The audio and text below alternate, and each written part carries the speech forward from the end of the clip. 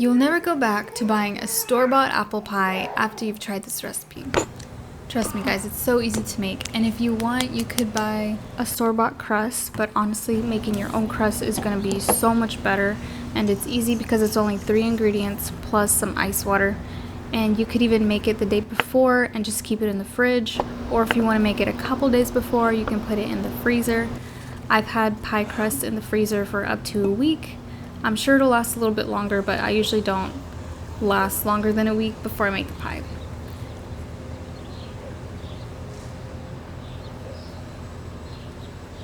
And it's super simple. I'm gonna put all the ingredients and the amounts in the description for you guys below so you can just reference it. But it doesn't take that long to make. It takes probably about 10 minutes to make the pie crust, and it's so worth it.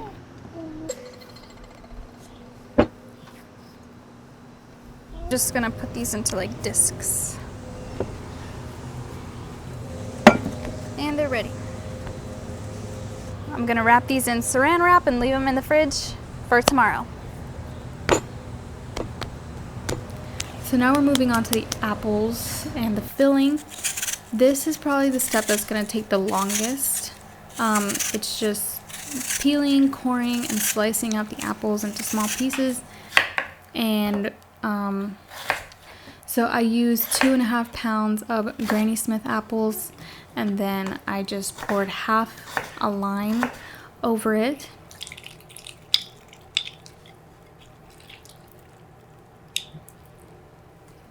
And these are some of the spices that I use. So I use cinnamon, nutmeg, allspice, and salt. I also added 2 tablespoons of flour and 3/4 cup of sugar. 2 tablespoons. And I would recommend mixing all of these dry ingredients together before you pour it over the apples, just to make sure that everything is very well incorporated and spaced out. And it's gonna feel kind of weird when you first mix it together. It's gonna be really like crumbly and kind of grainy, but if you mix it slowly but surely, it's gonna be kind of like this lather of sugar and spices over the apples, and it's just so good. So just stick that in the freezer after you're done. And if you had your pie dough in the freezer and you're using it today, make sure that it's fully thawed out before you roll it out, because it's going to be really hard to roll out. But if you've had your pie dough in the fridge, I would recommend leaving it on the counter for maybe like 10 to 15 minutes before you start rolling it out. So maybe once you start on the apples, go ahead and take that out and leave it on the countertop for it to kind of soften up before you roll it out. It will make your life so much easier.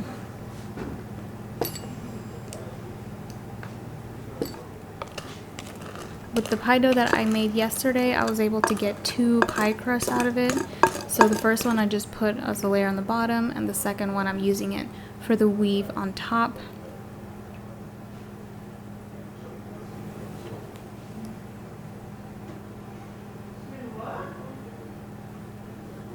And then I just trimmed off the excess around the edges, and I tucked in the edges underneath and kind of gave it like a little pinch on the sides so it can look really pretty. And then I used 1 egg for the egg wash on top, and it'll just give it a really nice golden crust.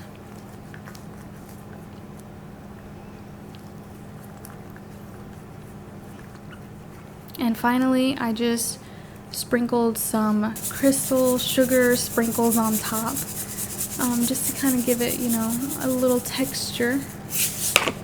And then you want to make sure your oven is preheated to 375, and I leave it in there anywhere from 50 minutes to an hour, just until it gets to this kind of golden brown. And you want to leave it sitting, resting after the oven, probably for about an hour.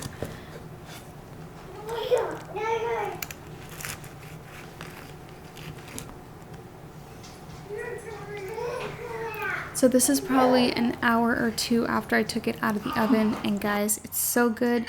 I made this for my dad's birthday because it's his favorite, He's not much of a cake person because it can be really sweet, but he loves pie, and he loves this apple pie recipe in particular, so I was really happy that I could make this for him for his birthday. And yeah, happy birthday, Dad.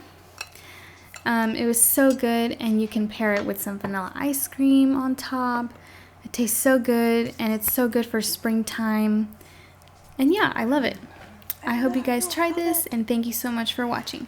Bye.